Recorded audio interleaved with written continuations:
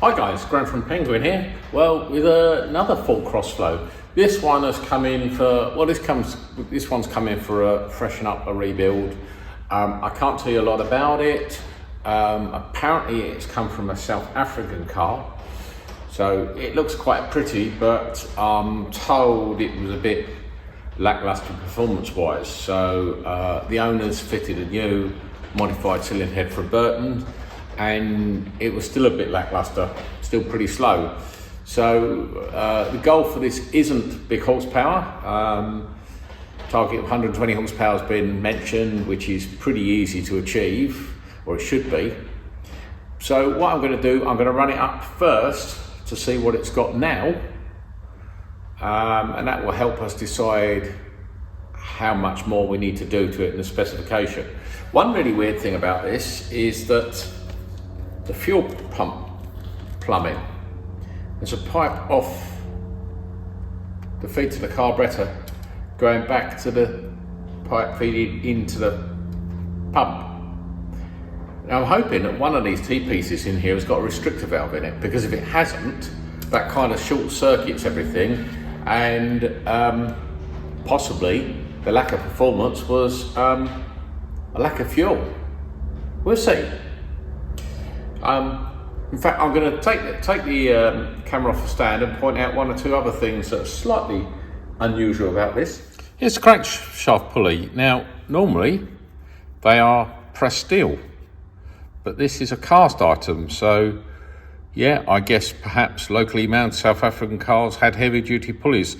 Certainly, the original pressed steel spot welded pulleys tend to fall to bits, so not a bad modification. And here we have the flywheel. Looks incredibly heavy to me. It's very thick. There's a big step on the inside and an even bigger step inside of that. So I think we can safely reduce a bit of that weight and add to its response without killing the flexibility. Right, here we go. Here's the crossflow on a dyno ready for a pre-rebuild dyno test. I've put it on basically as it arrived, including the Coppermany fuel system plumbing. Be interested to see if that hurts it. The only thing I have done is I've bent the bracket holding the throttle cable. I'm not sure this ever opened the secondary throttle. I can't see any way it ever would have got full throttle. I certainly couldn't get full throttle on the dyno without bedding it. So if you've only got the primary barrel, you've probably got 60 horsepower at best. So yeah, maybe I've already uprated it just by bending the bracket, but it seemed pointless trying to run it up with only on one choke. So yeah, there we go. Without more ado, let's get the water on and let's get this warmed up and make a bit of noise. I don't think it's going to make a lot of noise.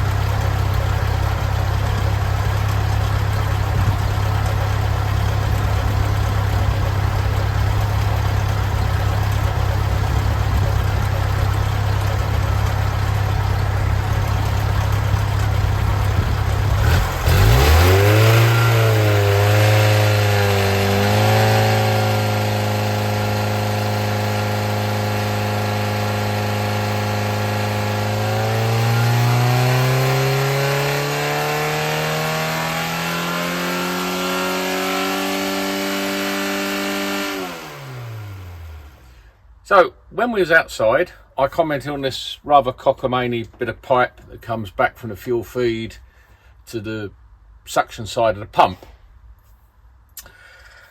and I wondered if that was affecting it. Well, it would appear not.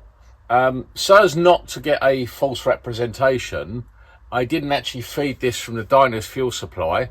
I let the pump just suck the fuel up from a fuel can. But as it turns out, it worked just fine. So I'm assuming there's probably a carburetor jet or something screwed into one of those T-pieces to stop the fuel going round and round in circles.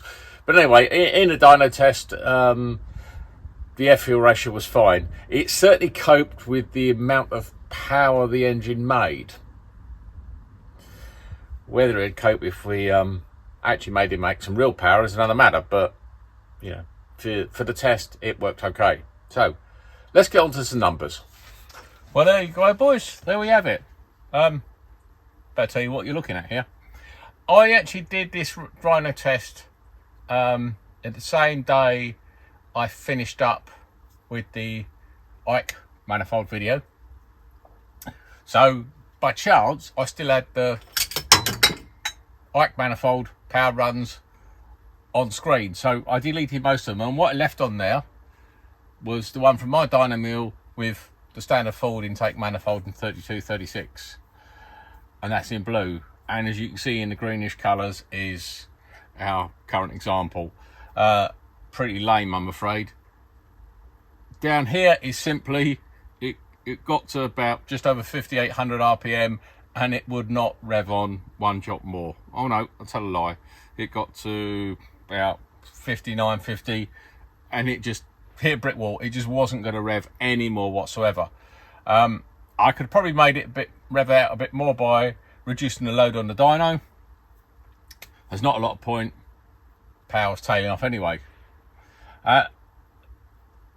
So what did it actually make? Well, after I tweaked the ignition time a bit back and forwards, it actually liked me pulling a little bit out. We made just over 100 pound-foot torque, and I think we just about scraped 90 brake horsepower. So not a great deal.